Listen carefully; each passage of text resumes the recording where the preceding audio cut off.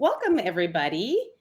Welcome to the Facebook Live today. I'm Shantae Marquez, and I'm with my friends and fellow Profit Network coaches, Carrie Campbell and Anna Radel. And we are the Dog Gurus. The Dog Gurus help pet care businesses launch, grow, and profit, as well as provide pet care staff training systems and coaching services. In fact, we are the only coaching company where every single coach has actually owned and operated their own pet care facility.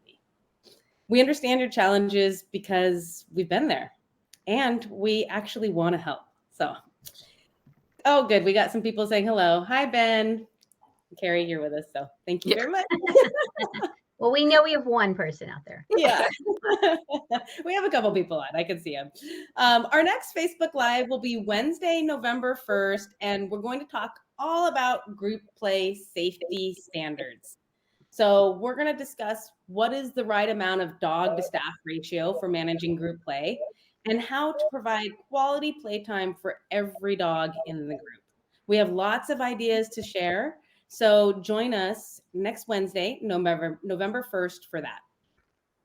And now we'll get to our topic of today. We're going to talk today about, really developing staff to be career-minded employees. And as an employer, isn't it always our intention to recruit and hire staff that stay with us for longer than a few months or weeks? I mean, isn't it our intention to hire, hoping they grow into excellent leaders, allowing you to work on your business rather than in it? Realistically, if you want to attract and nurture employees, you really need to have a structured training plan. But I will say it's not a panacea. There's a lot of factors that go into developing employees into career-minded individuals. Some are in your control and some are not. But for the next half hour, let's focus on the processes in your control that will help. And Anna, I know you're in the thick of it right now. So what are your thoughts on the subject? On creating career employees? Well, I have a lot of thoughts, of course, but I guess I'll just start off where I am currently. And so if anyone saw me speak at IBPSA or any of our other things, they know I'm really into the whole developing a formula for how you and a path for your employees. But I've been recently reminded that, no matter what we do, there are still going to be challenges. And in our economy right now, it is particularly difficult to find people that want to stay and people who really want to work. And so what I'm finding is I'm having to kind of give myself a pep talk, give my leaders, my other managers and supervisors a pep talk and, hey, we're going to get through this. We're going to find more people.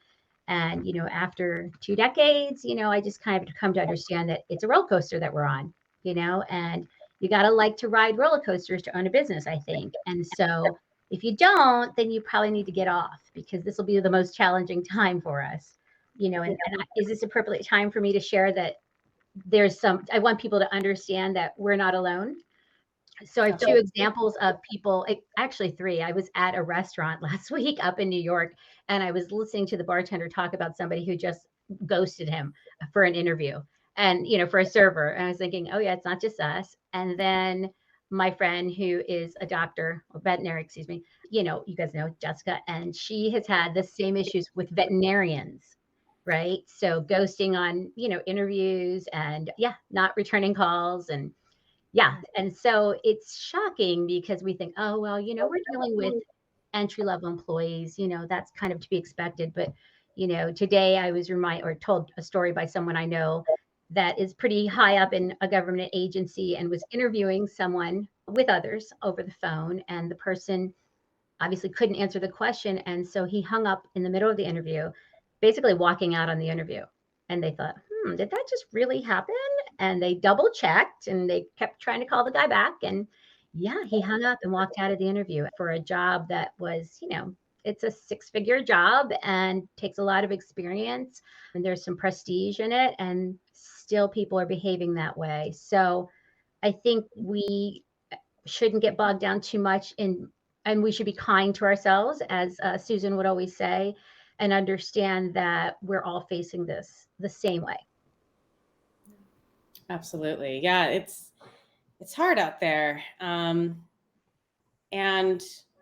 like I said, I don't think that there's like a magic wand that we can wave and it fixes this bigger problem that's going on in the workplace mindset, I guess is the best way to put it. But I guess what I really want us to focus on is structuring a training plan and an onboarding system. And I know that us at the Dog Gurus, we talk a lot about having your systems and processes in place because I just think that's going to really allow you to feel good that you're doing everything you can in your power to make sure that you're nurturing and keeping employees for the long term.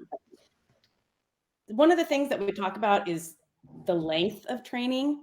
So a lot of business owners want to do quick training because you're somebody there busy and you don't have a lot of time. Your staff is burned out with training over and over again. But I can't stress enough that how important it is to have a training system that is not just a week or 2 weeks, that it's actually a lengthy training system.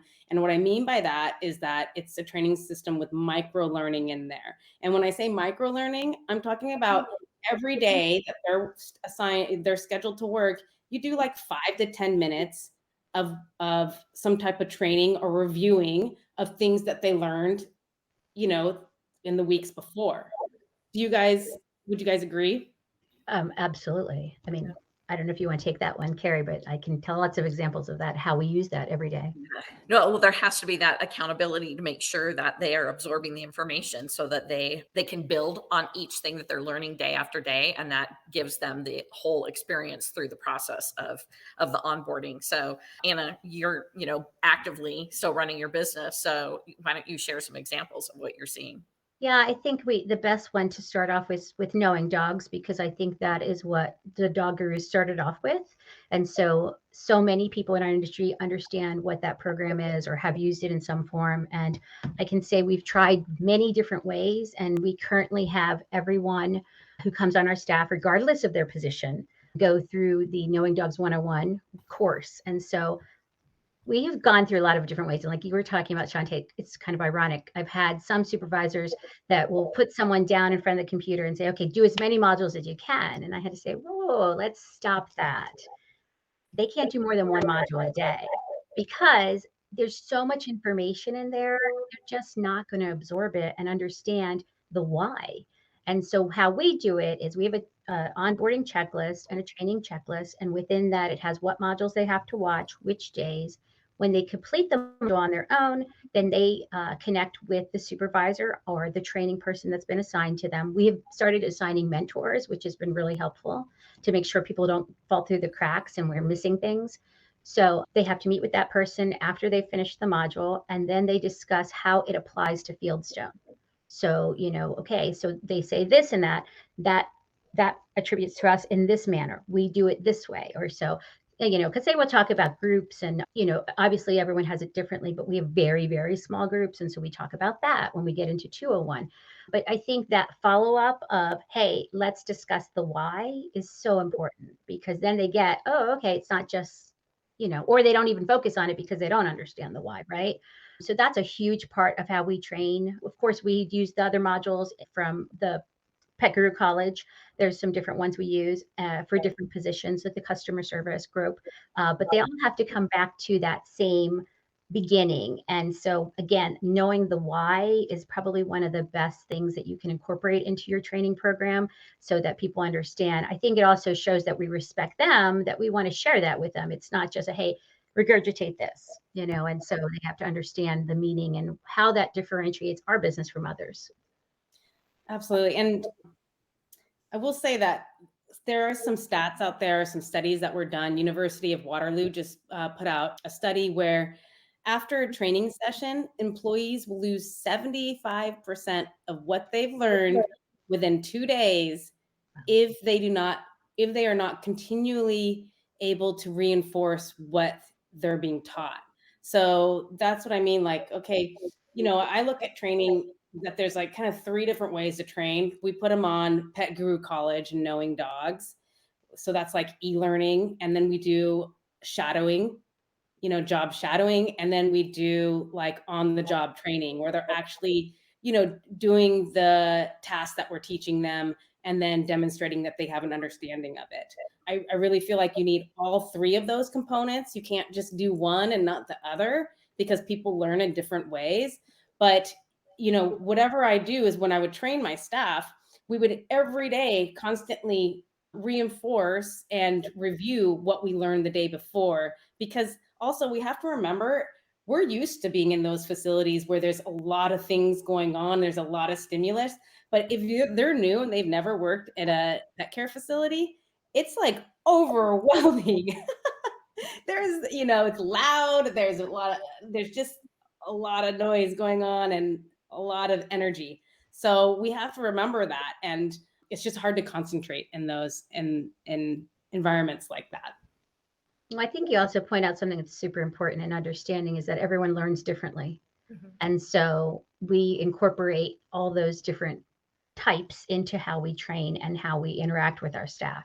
And I often talk about our meetings, and we have meetings weekly with different groups, but we get everyone together. And in those meetings, we always have a training component or reviewing, something that's applicable right that week or the last week. And so that's been really helpful, I think, to embrace different technologies and to, reiterate and we play games sometimes to review knowledge. I mean, there's so many different ways, but we have to do all of those things to make it stick.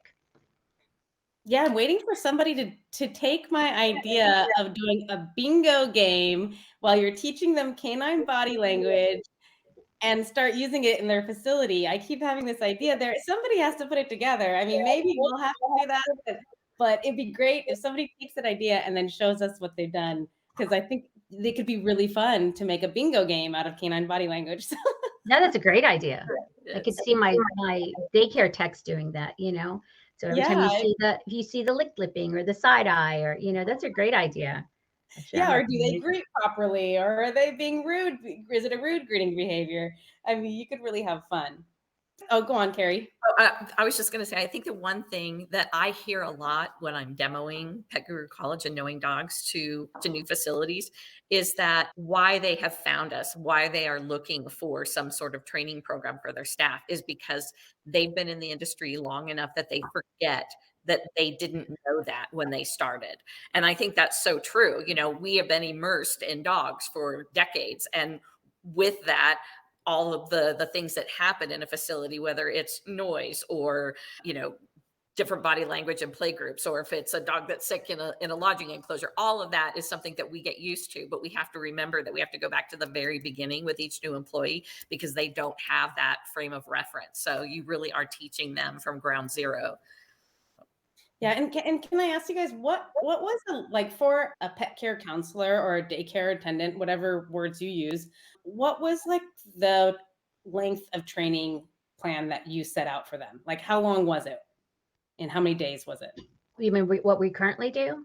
Mm-hmm. I mean, well, we currently have there's a day-to-day training for that lasts about 2 weeks that it's checked off, but you have to understand it goes way beyond that. That's before they're even able to work in groups. So that's getting them ready to be in the group so that they can understand, body language, how things work, watching in and out. I mean, they can't even touch a leash, meaning they can't even follow along with a leash until they've completed the first 4 modules. So that's, that they can't actually handle a dog on their own until, someone like the manager or the dog trainer have reviewed and discussed it with them, and they've had to demonstrate that they're able to handle a dog safely. I have to press that for everybody. Please make that part of your training, and your evaluation process, because I think so often, like you said, Carrie, we think I can handle almost any dog, right? I think all 3 of us could say that. And we just forget that they don't remember how to do all those things, or they don't know. And so it's really important for them to demonstrate that to us. So the actual by the book training is just 2 weeks to begin with, and then starts their on the job really training and having to evaluate. I would say it takes a good 3 months for us to get somebody from nothing to being able to be in the groups, independently. And then even then they don't group the dogs alone. So always a supervisor and the manager oversee what groups are put together. And Carrie, what about you? Yeah, I would say 8 to 12 weeks, because I do think that there is, continual learning that goes on, because, you may be able to give an example on paper or in a video of a certain situation, but that new staff member may not see that until 90 days in or even 6 months in. So, they are going to be continually learning about the facility and about dogs and about, safety practices, but reinforcing, like Anna was saying, making sure that you're reinforcing each of the different modules or the learning mechanisms that you're using, so that, think about it, this is so basic, but it's like going back to dog training, right? You always want to reinforce the positive behaviors that you want and discourage the inappropriate behaviors. And that could be so true if you start to see staff that are veering from what your standard operating procedures are. Step in, because that's the time you want to make sure that, well, if we go back to what our materials say, we should be doing it XYZ, and just, focusing them back. But that just takes that constant reinforcement on our part. Yeah, that's great. And so I want to really paint the picture in the audience's mind about what does that mean when you have a 2-3 month training process. Does that mean that a staff member is working hand in hand their whole shift with somebody training, or are they doing like some cleaning things and then there's just a portion of their day that's dedicated to the training? How, explain it to the audience, because I think they think, what? That's crazy. 3 months of training, one that's going to cost me so much money. You know what I mean? You know what I'm saying, right? So I'll be honest with you, I don't ever see my employees out of training. I know that may sound strange, but yeah, it's always, we communicate daily about things that are going on. And no, they don't have someone that is walking with them the entire day for 3 months, but they are answering to someone. They do have a mentor that oversees that, and the supervisors are helping them to learn and review things hands-on with them. I guess we have kind of a red shirt thing, and so we use a program called When I Work for our schedule, and you can color code each position. And so we call ours pet techs. Well, they're not a blue pet tech until they've completed their training. And what we consider completed their training is to be able to work independently. So they could have completed their knowing dogs part, but still be a red pet tech. And so until they get their blue, that's when, again, the managers and the supervisors sit together at their meeting and discuss. We discuss each person and where they're at in their training, how they were performing, and what we need to do to continue with them, or can they continue? Unfortunately, some people come in and they love dogs, but they just don't get it. And you don't know that right away. Or we've had people say that they have all this experience and they come in and they're afraid of dogs. And so experience with their dog. It's very interesting because they've worked at other facilities, and I'm wondering in what capacity, because we check all the references, but then they come in and it's not what we're seeing. And I don't know if it's just different types of businesses. I know we're focusing a lot on the pet techs, but there are obviously some other really, really important positions that are very hard to train. And I wanted to just mention the reservation specialist position, because a lot of us I would say that's one of the more difficult positions to fill, because you really are looking for a specific skill set. We ask people when they're interviewing, have you ever done telemarketing? Because if somebody is comfortable in that situation, they're going to be able to take those calls and do a script and all of that. It takes us a good 6 months to have a reservation specialist be able to work on their own. And when I say that, we have them side by side with the business manager. I should say we have a room with 3, our business manager, the new reservation specialist, and then the supervisor of customer care. And they're actively listening to their calls. They're also all recorded. And so my supervisor of customer care, she's like really, really possessive of like different new client calls. And so we had to finally tell her, after 9 months of having this one person, we're pretty sure she can sell daycare. It's okay. We're like, you got to give her a chance. But she's like, I don't know. It's just hilarious because we care, obviously, and we don't want to lose it. But it takes a long time for a reservation specialist. And that job, because the customers an inquiry call, they're asking all sorts of questions. So if you don't really have a good grasp of the operations of the business and know how to work in the software and all that, you're gonna get flustered with somebody asking you. So that I totally agree with you on that. Just to kind of paint the picture of how we did our onboarding system at Dog Tired. The first day the new person was with me, So it was kind of an introduction to our employee handbook and talking a little bit more about the business and what our culture and values were. And then the second day, they started with our manager, and they did usually about a week to 10 days with our manager. And so they were learning systems, but they were not doing anything independently. It was a really interesting time because when you watched people try to move a group of dogs from the inside playroom to the outside yard, we were very specific in the commands that we used, and it was 2 words: in and out. Can't be more simple than that, right? But you hear the, come on, let's go, hurry up, da, da, da, and the dogs are just kind of all standing there like they didn't say the word, and then they get frustrated, and Peg would just say, let me remind you of the 2 words that we use: in and out. And so they would say, oh, okay, and then be like, out, and the dogs would be like, so the dogs were well trained, right? They knew what they were supposed to do. Hilarious. But then after that, then they would be more with a mentor, and that would be somebody who was like a peer in the same job position. But as they progressed in the training and they started to, they've completed knowing dogs 101 and 201. So they're starting to really get more of an idea of what the body language is, what they're looking for in the play interactions.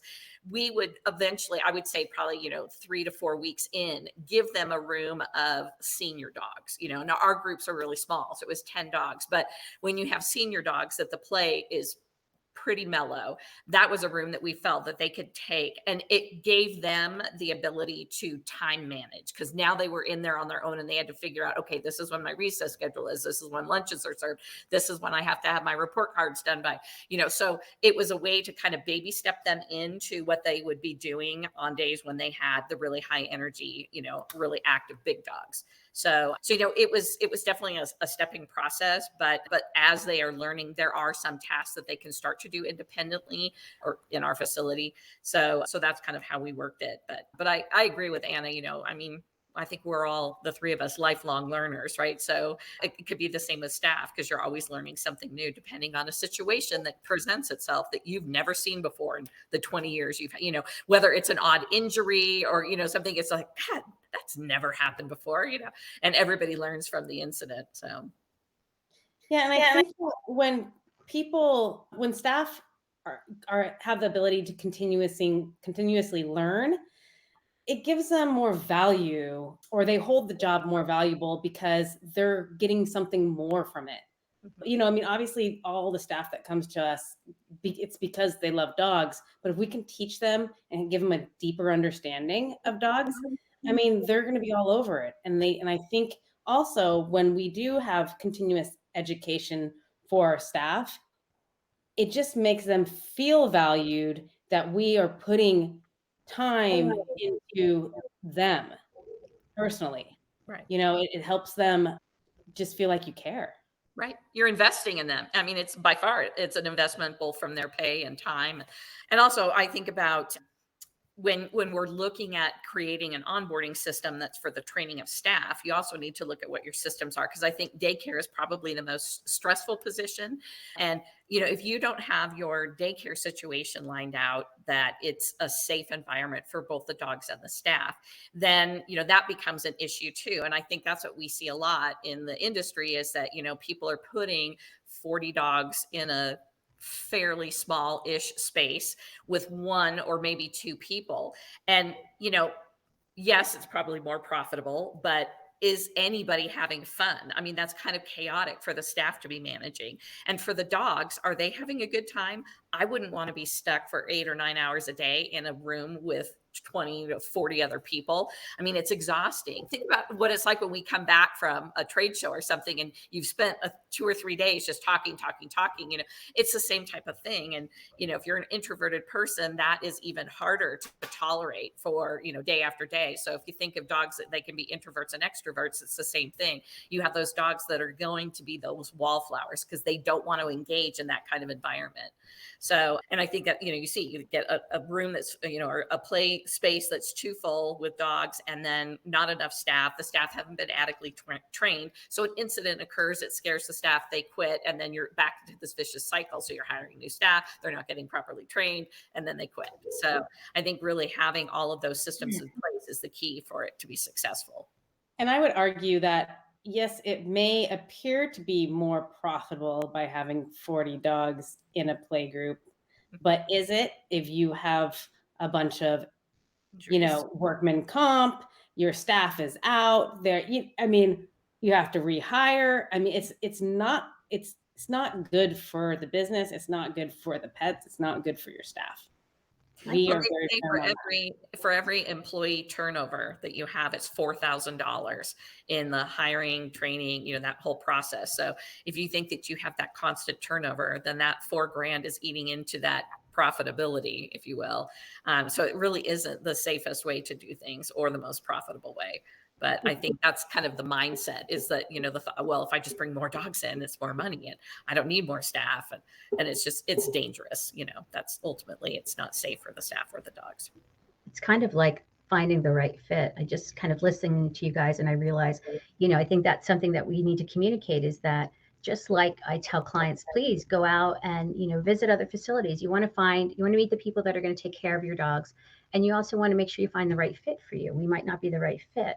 And Right. so the way we think, and obviously the three of us are colleagues, and so we have very similar values and practices. But I also think that goes into everything that we choose to do, right? So the length of time, the amount of time we put into education, we convey that in actually our ads for our jobs. That continuous education is part of who we are. It's one of our 5 values for our business is continuing education in all different types of ways. And so, you have to make that decision. And so I just think because we are in the industry and right now is like the conference time and everyone's hearing about all these different options out there. And I think it's great to look at everything. You definitely should look at everything and see what is the right fit for you.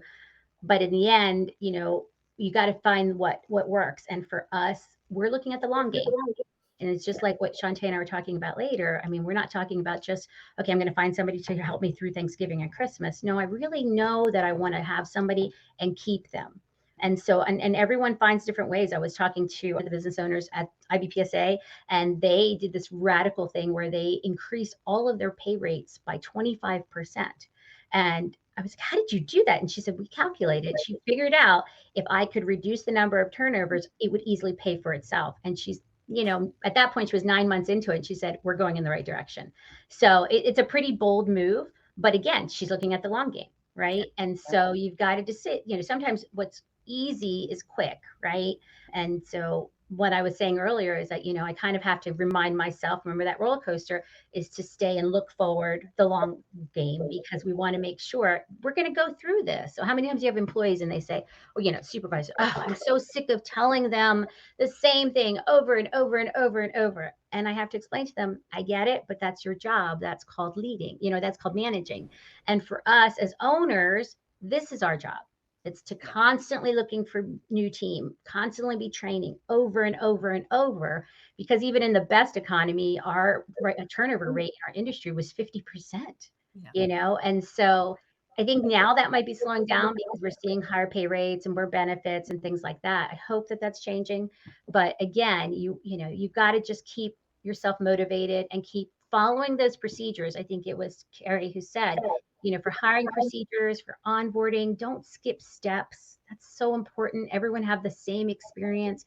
If you have that on your procedure for onboarding, there's a reason. And so don't skip it because then that's always the employee that comes back. I didn't know that. I didn't know I had to work holidays. What? Yeah. But I can guarantee that was not the case because it's in our ads, it's in our interviews, it's on our onboarding stuff and in our handbook. And so it's just crazy. And I will say, I love the roller coaster analogy because I have a little saying, you got to ride the roller coaster to the bottom if you want to reach the top again.